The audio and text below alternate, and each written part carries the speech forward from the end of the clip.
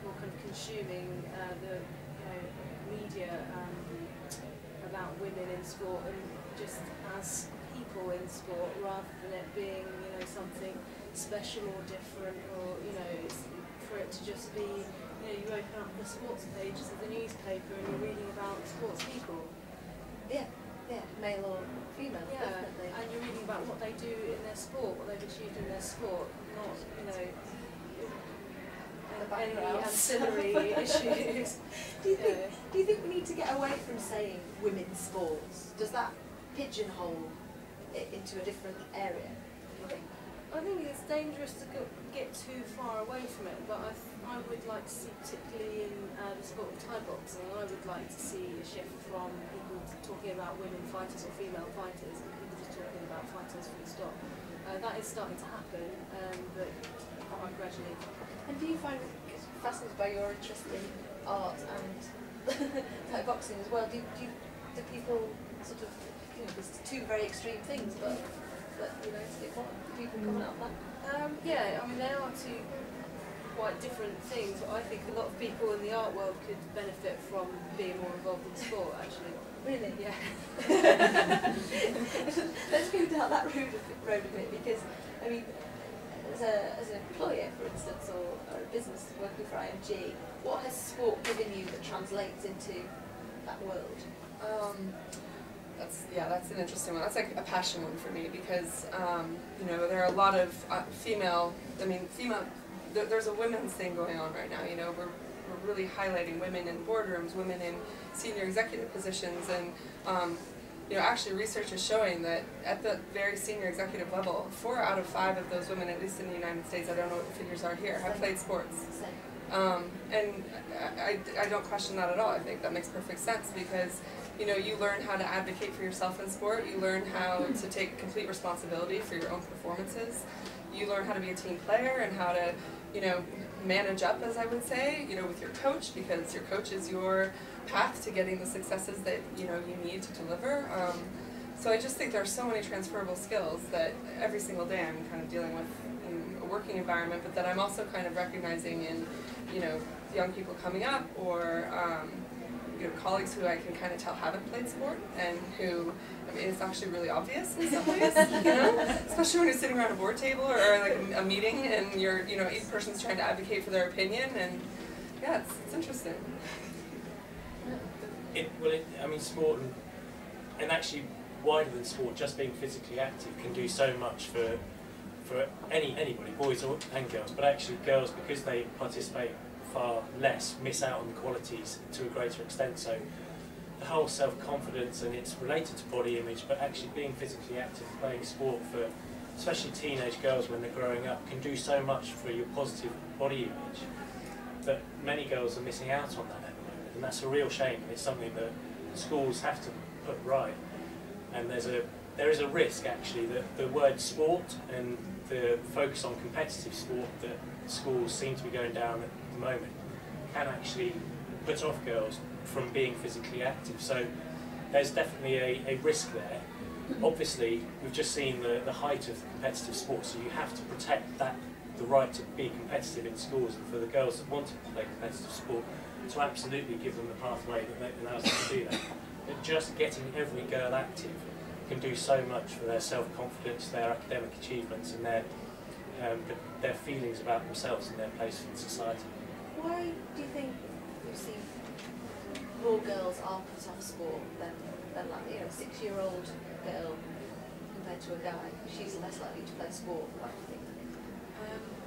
I don't have the answer. I think in general the answer is the prevailing culture. Honestly, I don't have the answer, but I do think that it could be addressed to some extent by encouraging girls and boys to practice and to play sports together.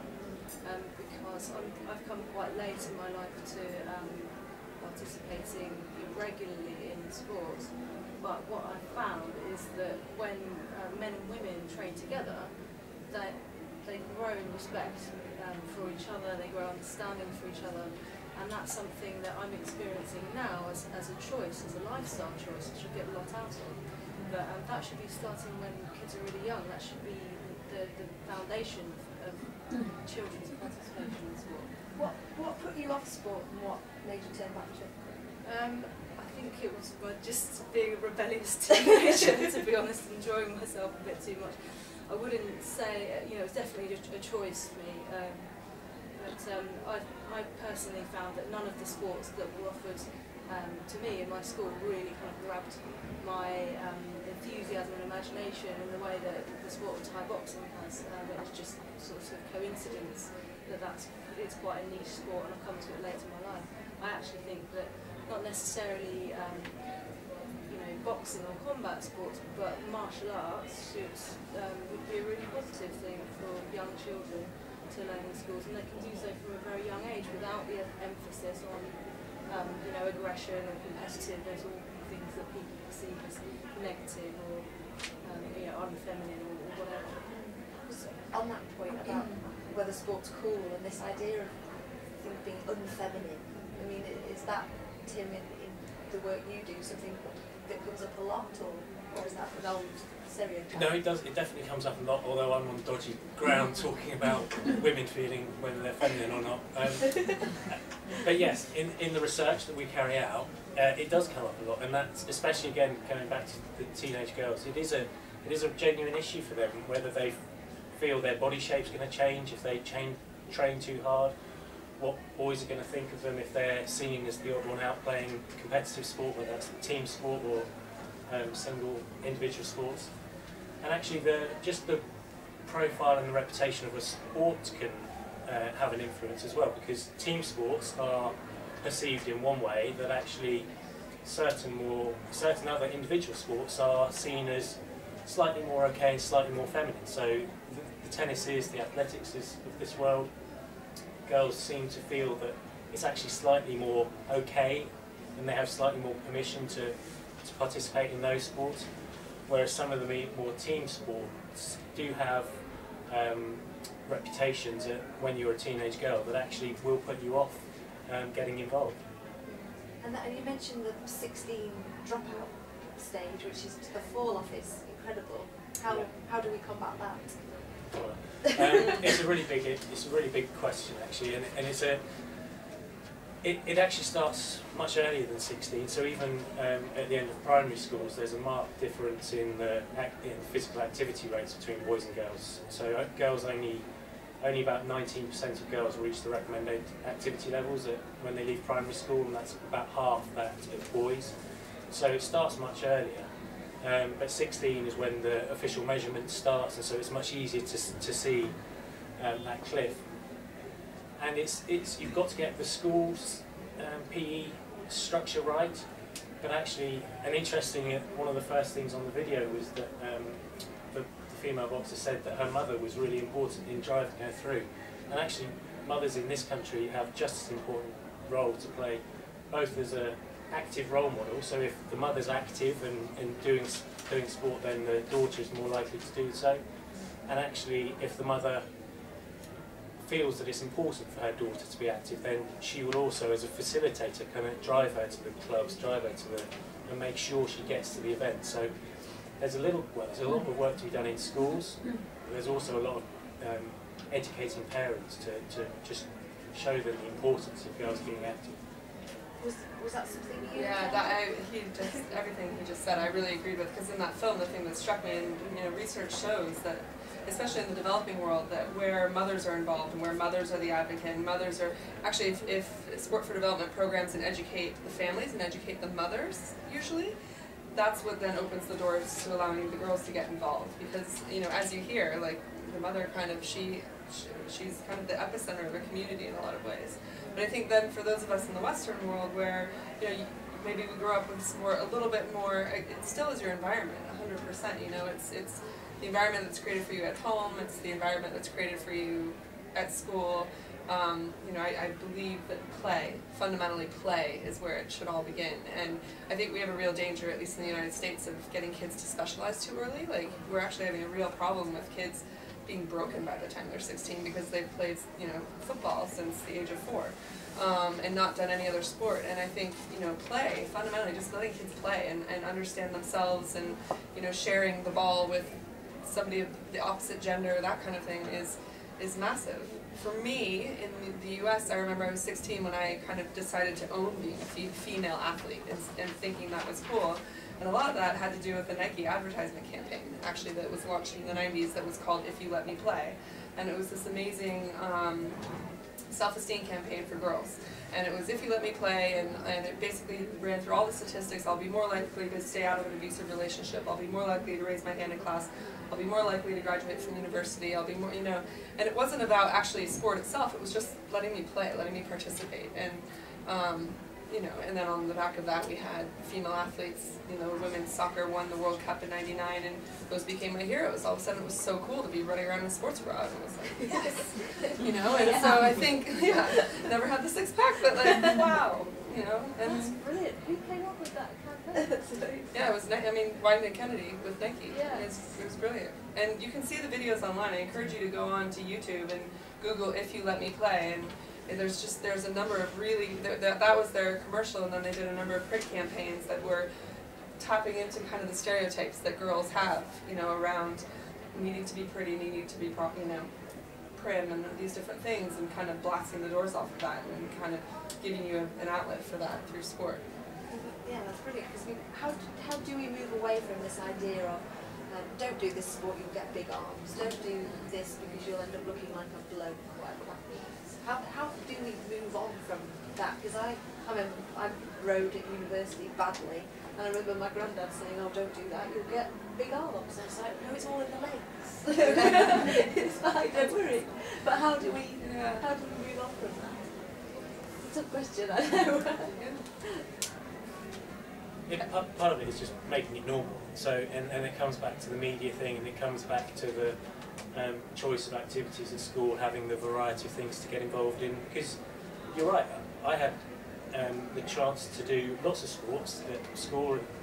I only liked a few, so I stuck at those. But it is about giving girls that variety, not just giving them netball and athletics, which they'll turn their backs on and won't pick up until they find boxing later in life. So it is about giving them the access to lots of different sports which utilise different features and skills that they have.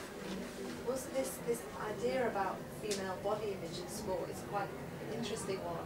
I mean, I've been finding lots of female athletes are, for instance, to get in the media, to raise their profile, to raise sponsorship, they're doing photo shoots that feminise them, if you like. So they'll either be in a bra and knickers showing off their amazing bodies, or they'll be in dresses and girly clothes, because somehow that makes it more acceptable to be fast or strong or quick. Yeah. I don't know though, I kind of think, because I actually, a lot of those women, I'm like, wow, if I could work and look, you know, if I could look like that, that would be amazing, and I would be showing my body off left, right, and center. Yeah, yeah. You know, so I think there's a bit of a balance. There's the sexualization of them, and then there's actually showing them as athletes and flaunting these amazing, gorgeous machines that they've created, you know, and striking that balance. And I think, you know, there is a femininity that I think even as a, you know, at least I can only speak for me as a female athlete, that I wanted to maintain. Like, I wanted to hang on to wearing a pink prom dress, and, you know, those kinds of things that to me still made me feel girly, but yet, you know, underneath my pink prom dress I had very strong legs, you know, that could go very hard, you know. But I don't know, again, I think it goes to kind of how we depict women in the media, and, you know, what that image is that you give girls to aspire to. And you know, it was a little disappointing with the whole Jess Ennis thing that kind of happened right before the games, you know, the rumors about gaining weight, and oh my god, the woman is incredible. But I thought that was kind of interesting, because people glob onto that stuff, and the more that stuff can fall away, and we can just celebrate the bodies, period, as these incredible machines, men or women. Yeah. The Jessica Ennis, it was, her coach was told by a high-ranking member of UK Athletics that Jess was too fat, because, obviously ridiculous, because she changed her training regime to concentrate on the throws and the more powerful events, and she put weight on, but obviously it was muscle that enabled her to become an Olympic champion. But suddenly it was fat gains, know, and look at them. I mean, it was just absolutely ludicrous. But staying on Jess, she's done phenomenally well in terms of commercial opportunities and marketing opportunities. Santander we mentioned, but she's one of the very few. I mean, I think is it 2% or 5% of all commercial revenue goes to female? Even less than that, 0.5. Oh. 0.5% of commercial investment into sport goes into women's sport. She's not going to win any acting awards, is she? For that Santander campaign. But why is it so low? It's so low because companies just, when they're thinking about sponsoring sport, they just simply don't think about women's sport. And it's from all our kind of discussions with companies, with sponsorship agencies, it's not outright discrimination. It's not because they don't think that there's anyone interested. They simply, nobody's ever made them answer the question. Nobody's ever put down, well, what about the England netball team? Best in the world, well, certainly in the top 3, tremendous run of form. Why don't massive big brands want to be involved with them? They should be, but they're just not asked the question. So there's a definite kind of something going on at all levels that's holding kind of women's sport back. And it's starting to change. There are certain companies, so in the rowing world we have Newton just sponsoring the women's boat race, and so for the first time there's commercial money being put into the Oxford and Cambridge women's boat crews to develop the programmes, to improve the training regimes, and in 2015 the women's boat race will be on the same day as the men's boat race on the same part of the tideway, and it will be shown on BBC Live, and it's a fantastic development of that particular product, because sport is a product these days, that wouldn't have happened without Newton, this global financial investment company, putting serious cash into it and saying, we want to grow this product. So there are a few examples, but the majority of properties just don't get looked at properly. Yeah, I mean, I went into sports marketing and sponsorship because I wanted to bring money back to my sport. Rowing was it's kind of a low tier sport in the US in terms of funding. So like I had to work part-time while I was training. Michael Phelps is a complete anomaly. I mean, not .02, it's the case in the US too. I mean, most everybody is working a full-time or part-time job while they're training. But I went into work for sponsorship thinking, okay, surely I can bring money back to my sport. You know, surely I can crack the puzzle for how to do this. And you know, and for these games, I represented British. You know, we worked with British Airways, Cadbury, GE, IHG, Rio Tinto, a number of Olympic partners. And you're thinking, gosh, there's so many opportunities to invest in women's sport or different sports. But at the end of the day, you're also tied to who is that brand speaking to, you know, and who are they trying to appeal to? And the reason why you've got, you know, Rory McIlroy in a commercial along with Jess Ennis is because, you know, that he's got a different profile.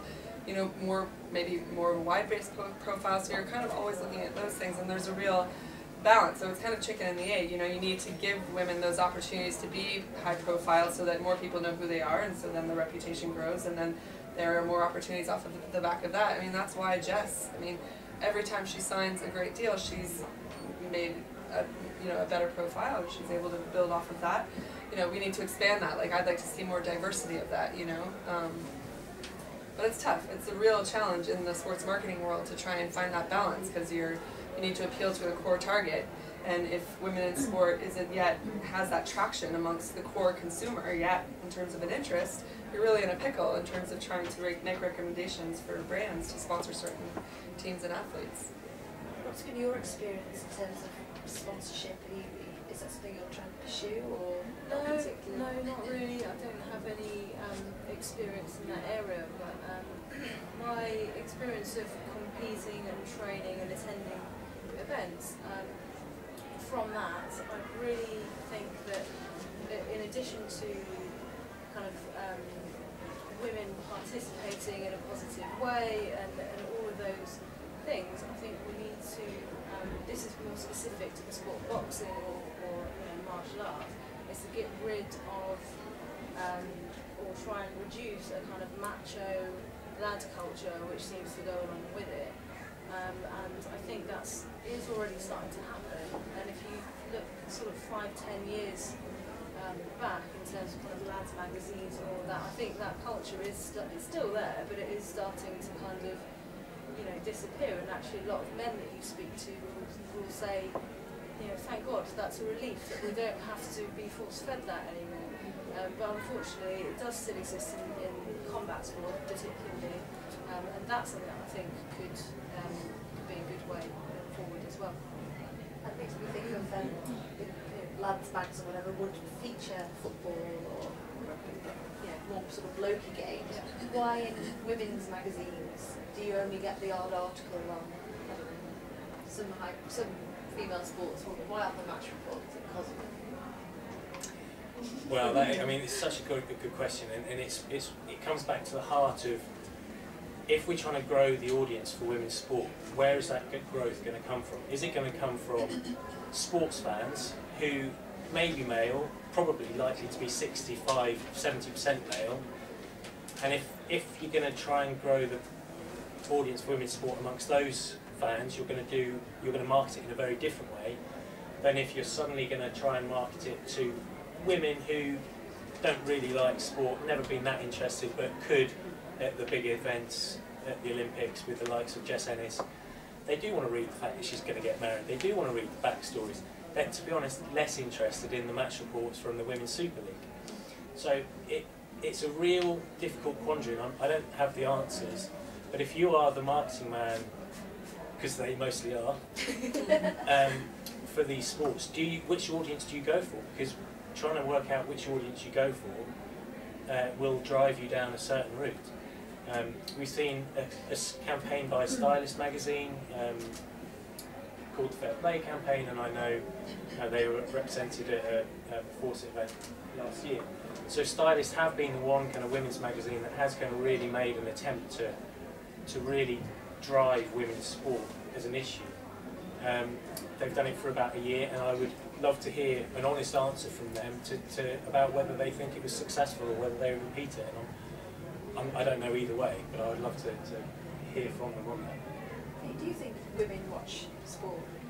Yeah, it's really interesting because ESPN, 2007, they got completely lambasted for their amount of women's coverage. It was something like 2 out of 100 stories were focused on women, or was just about women, and then another 3 was women and men mentioned together, and all the rest were male sports stories. So off the end of that, they rolled out this online magazine called ESPNW, and I've been pretty involved with them. But it's really interesting because I struggle with the journalism of it, because they really do just focus on the sports. Like, they don't go into the profiling and making kind of the heroes. And I think, again, in terms of how especially women consume sport, you know, we're not like male sports fans in this. I mean, we are. There are plenty of women out there that follow sports figures and follow the football numbers and you know, stats, very much so. But I think that's a minority. I think, you know, if we're going to kind of get to this mass audience and enroll this mass audience, there has to be something that they see in them. And I do a number of different talks here and there, and the thing that always surprises me when I'm talking to a room of women who may or may not have done sport is when they come up to me afterwards and they find something in my story that they can relate to. And I do think in terms of how we consume media, especially females consume media, there's something about that. You know, NBC, who I think does a horrible job of covering the Olympics, the one thing they do okay at is actually those personal profiling, and that's actually where their women's viewership is like through the roof, is when they do the really high profile, you know, let's go to the background of this athlete and talk about their hard upbringing and that kind of thing. But that's a real investment of time, so it's, you know. Yeah, it's really interesting you said that, because my female friends that would happily watch a football match would never dream of reading a match report, because they watch the match, they don't need to know what I thought about it. Whereas a bloke in the pub wants to read it and devour it and see the statistics, you know, how many goals and how many games and all that lot. It's just a completely different way of watching sport. And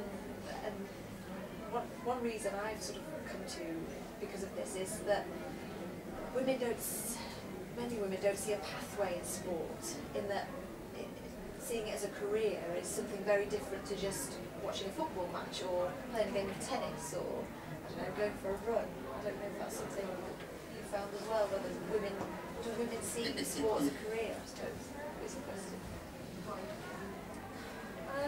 Depends what women and where, I suppose. I mean, I think it does go back to the whole issue of how sport is treated in schools. You know, and I think that's the moment at which people, you know, without realising, children internalise, you know, prevailing attitudes, and that's when they feel inspired or don't feel inspired to pursue it as something serious, or you know, oh, it's just something that I do, you know, on the side. So I think that's where it needs to be addressed. I think it's that sort of little boy wanted to play in an FA Cup final. I was thinking about, you know, that is a dream for a little boy. It's becoming a dream for a girl, but that, you know, my generation even, that wasn't really there. And with this women's football tip, it's the one that always seems to get mentioned in that can it go over the barrier? Can it break through that glass ceiling? Do you think it can? Yes, fundamentally, absolutely, definitely it can, yes. However, it's not going to happen overnight, it's not going to happen next year, and it's not going to happen in 5 years' time.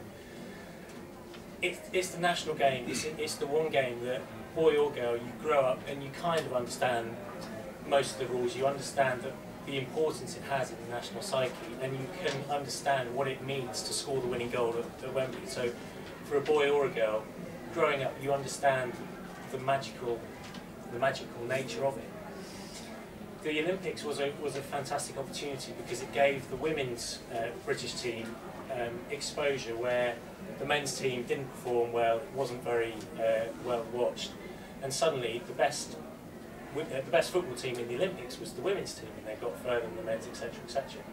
But now it's coming back to, right, when's the next tournament to give these amazing players the exposure they deserve? They have a domestic championship called the Women's Super League, which has 8 clubs in it, and it's played in much smaller venues at non-league grounds. It's on ESPN at the moment, although the BBC are showing some interest in covering some matches. So as a domestic product, the regularity just isn't there in terms of the ability to watch it. So you then rely on the European Championships, the World Cups, even the Olympics 4 years away. They are the next kind of really big opportunities for women's football to really break through again. The FA are investing in improving that domestic league, so they are investing £4 million over 4 years, which they're very proud of. If you imagine how much money is in men's football, is £4 million over 4 years something to be proud of? Not really, but it's a lot better than it has been. So they are on a journey, and it is getting there, but it won't happen overnight. It was really interesting with the women's footballers. They say 16 players on centralised contracts, and they get paid £16,000 a year, which, when you compare that to their male counterparts, is probably what some of them get for about 3 days' work. And they asked for a pay rise to £20,000 and turned down, so it's £18,000. But women's football is a really interesting one in terms of media coverage, because the WSL, the Women's Super League gates were 800. They averaged 800 people at a football match, and actually, lots of sports editors would say the coverage they get is actually disproportionately high to the number of people that physically go to watch the matches. How we address that, one argument is that terrestrial TV, public funded broadcasters like the BBC have a responsibility to get those games on the television. I mean, is that something you would agree with? Oh, God, no, it's so tricky. I think, again, it goes back to who's watching, and you can't, if somebody could figure this out, we would, we're all trying to work on it, but, there's a magic formula in there somewhere, which is trying to I think there's a lot of short-term, like what Newton's doing with women's rowing. I think what's really great about that is that they know that they're not going to get a return this year or next year. What they're really hoping for is that by investing this early on for 2015, that when that boat race comes, they'll have, you know, something that really performs, that, you know, the women will not let you down. I raced them the other week. I did race pieces against Oxford in an 8 with Cat Ranger, and it was like, these women are fast. They've improved so fast. And, you know, when they get out on the tideway, you know, Newton will benefit from that because they will be talked about. I mean, the level at which they will perform will blow the, you know, blow people away. But what's great about Newton is that they are looking at a long-term investment there. And I think if we can get more people on board with looking at the long term, including media broadcasters, to try and understand, okay, we're going to have to take a massive hit for a little while. I mean, but the thing is the reality is, the financial reality of that is just so difficult. You know, you can't. It's a real balance. Just finally, before I open up questions to the floor, what's your vision for women's sport in 10 years' time? Start on positive, finish on positive.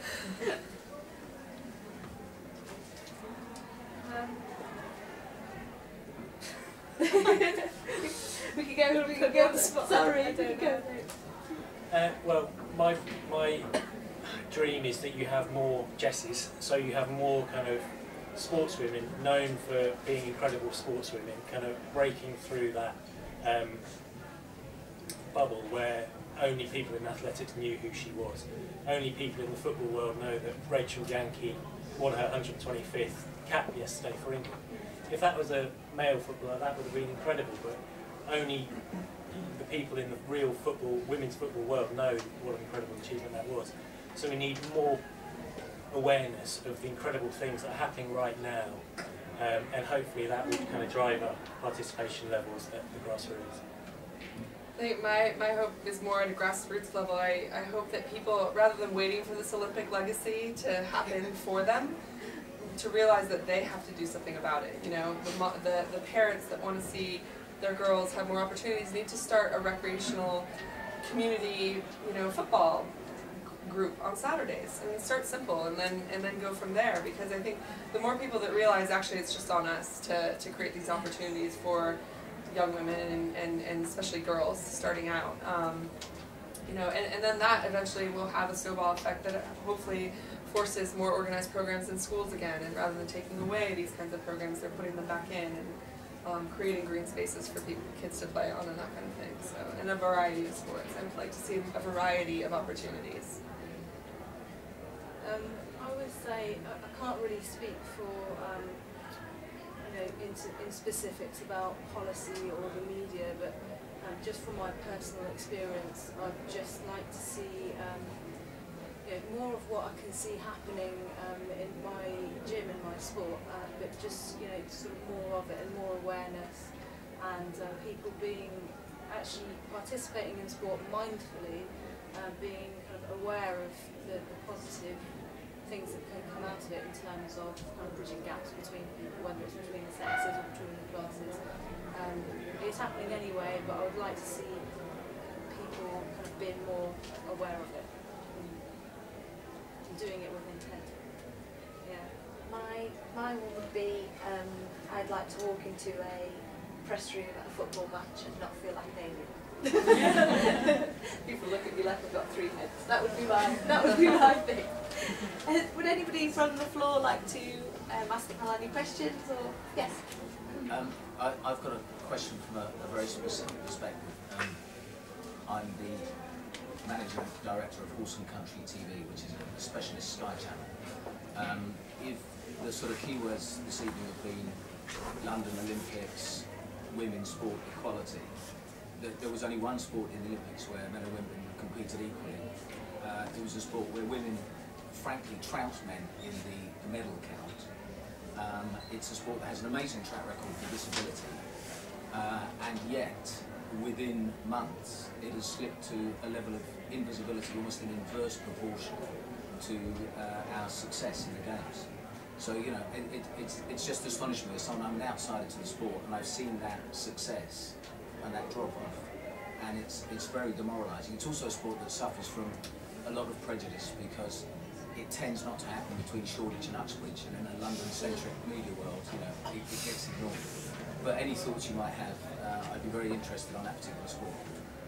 Well, I'd love to know your thoughts, because obviously you're right, I mean the 3-day events and team absolutely were phenomenal.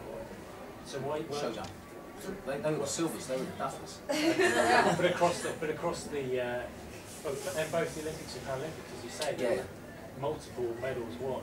So why and I know the sport is kind of fragmented in terms of different governing bodies, hasn't it? In terms of so where do you think the issue? Well, I mean, personally, there's a couple of things. I didn't say it's also massive female participation. Our audience is probably 90% plus female. The question. Yeah, show jumping, dressage, 3-day event. One of it is the fracturing of the disciplines, which makes a less uniform thing. But something that you've all touched on but haven't really got to the heart of, which is that for British dressage, a big sponsorship deal would be 200 grand. Now, if you go to any sports marketing agency in town who is going to be asked to activate that deal, they'll say, we can't make money on 200 grand. So you have a natural, the money floods to the big guys by default, because all down the line, how are you going to make the money? That's the question. I think also, you know, broadcast is everything. We're a niche channel. People who watch us already know and love the sport. For us, nothing would be better than going back to the early 1970s, which I remember when show jumping was prime time television in the UK. But it is broadcast coverage and investment. Oh, you made me answer my own question.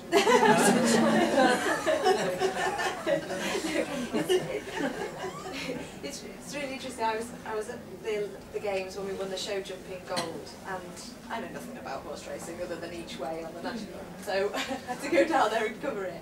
And it was brilliant. It was brilliant theatre. It was brilliant entertainment, and I was completely, you know, I went down thinking it was going to be really elitist.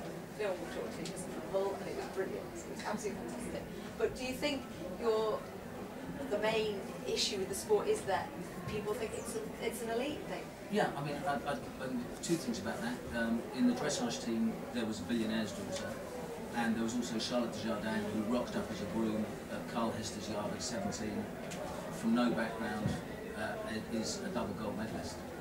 I'll also tell you that Vallegro, the horse that won the 2 golds, cost £5,000, and you know, Victoria Pendleton didn't buy a bike at Halfords. The other one, though, that the one that Bruce Springsteen bought for his daughter didn't cost £5,000. No, you get them up there and you sell them. I mean, that's another thing. The whole economics of horse sport is geared towards selling horses, not towards winning medals. That's open. Any other questions? Well, one for Katie. I just wanted to wonder, is there anything the US does for women's sport that the UK can learn from, and vice versa? What UK do that the US could learn from? Well, we were talking about that earlier. I mean, it really is like apples and oranges in the US, and that is largely because of a federal law that thankfully was implemented in the 70s in the United States, which was called Title IX, which was actually not even a sports law, it's a gender equity law. So it meant that any program that is receiving federal funding has to have equal numbers of men and women.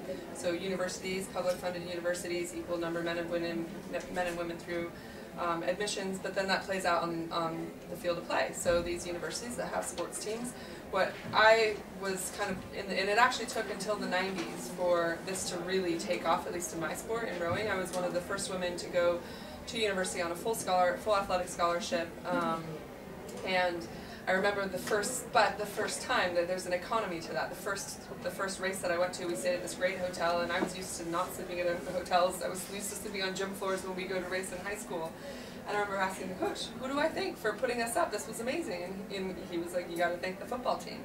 Because in the United States, we have such a massive college sports following of our, especially American football, that pays for the entire athletic department. I mean, everyone's salary is getting paid via the revenue streams coming through our football. So the actual economy of scale in the US is just so different in terms of the profile of collegiate sport. And we completely benefit. Women's rowing would not be where it is today. We would not be winning gold medals in the 8 at the level, you know, if it weren't for actually American men's football. And I cannot believe I just said that, but that is actually the very raw reality of kind of the sports system in the US. Now, at the same time, what was so phenomenal was in '99 when our women won the World Cup in soccer. You know, girls who saw that, who saw Brandon Chastain and Mia Hamm and Julie Foudy and aspired to be them. There was a complete track for them to follow to get there. You know, if they wanted to play soccer in university, they could do that. And if that was their aim, there was a Pee Wee soccer league that they could get involved in, and from there they could shoot off to some, there was a process. I never felt like I never had a track if I didn't want to choose a certain sport. So I started in swimming, and then I did basketball and got cut, and then I found rowing, and each of those sports offered a track that could take me all the way if I really wanted to do that. And that to me is kind of, there's a model there of sports in school that we can look to, but again, you have to remember, I mean, that was 1970s that law was implemented, and now I feel like we're only just starting to kind of even out in terms of actually people being on board with the fact that we've got 50% men and women playing sports in university. That Title IX is just phenomenal. It really is. But that sort of leads on to one argument for how to address the imbalance is quota systems. So you've got to have 2 females on every board. You've got to have equal funding for men's and women's teams. Sky couldn't get away with having a men's road race team and no female team. What the panel think about quotas? It's a really difficult one, and it's almost on a case-by-case basis. So the closest thing that we get to quotas in this country at the moment is the government investing in sport through Sport England and UK Sport, which basically invest all the national lottery money that goes to the different federations of sport. And they have said that by 2017 they want to see at least 25% of every governing body's board made up of women. So that is, it's not a quota, because they're not saying you definitely won't get the funding if it doesn't happen, but they expect it, so it probably will, and they'll kick you very hard unless you have. So that's the closest thing we get to, and actually as a way of driving change, I think that will be a really good way of getting more women into the top levels of sport, which will hopefully make decisions about commercial investment and where to invest the government money slightly more favourable for women at all levels of sport, from the elite down to the grassroots.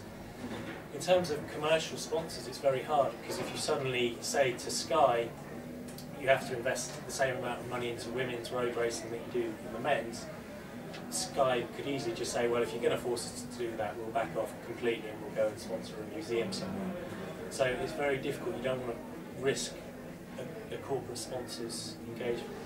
I really feel like, I mean, because in the 70s when this law, it was kind of an if you build it, they will come factor that I think we kind of need to embrace, which is, you know, it's not going to happen overnight. I mean, we might actually have to look 30 years down the road and believe that change, it can look totally different in 30 years, but we have to be willing to actually have somebody stand up and make a change. I mean, there's a documentary called A Hero for Daisy, which I cannot recommend enough, which is actually about this journey of Title IX, which started because some woman who, you know, rowing was like a know-nothing sport for women. No one cared. No, I mean, they were looked at as manly athletes. And one woman on the Yale University rowing team walked into the athletic director's office and was like, "Why am I sitting on a bus while the men are taking hot showers at the boathouse and I'm sitting there freezing to wait to go back to my own dorm room to shower? Like, why can I not shower at the boathouse with the men?" I mean, just a simple question as that is what basically started. And she got the alumni at Yale on board to start writing letters, and these were female alums that were starting to get high positions, and you know, so there's that balance. And if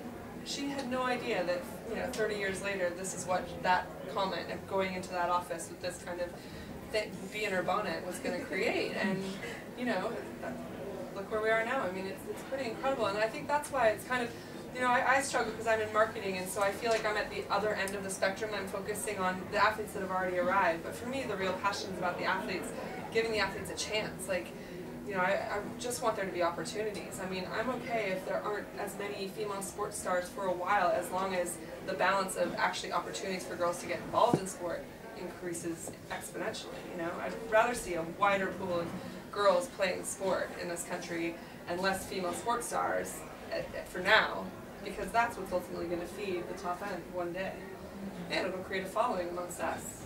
You know, just what's Watch that pathway. Yeah. If you have any questions for the earlier panel as well, then please, Olivia, Mel and Margie, then please. I have a question for this